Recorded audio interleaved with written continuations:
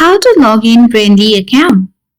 First of all, install and download the Brainly application on your device, and then click on Open button at top right corner to access on the official page of Brainly.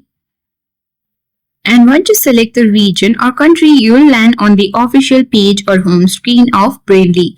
Now tap on Profile at bottom right corner of the screen, and then here you will see Join Brainly Community.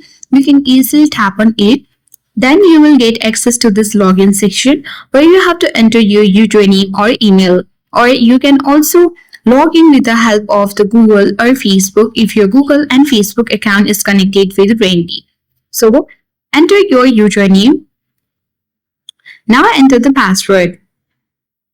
Once you enter both of your credentials, tap on the login button, or else if you forget the password, tap forget your password link and you need to recover your password from there, and you need to re-enter on the section and then tap login button.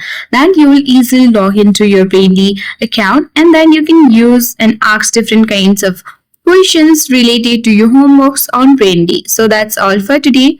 Hope this video helped you. If you are new to our channel, hit the like button and subscribe for more tech and tips videos.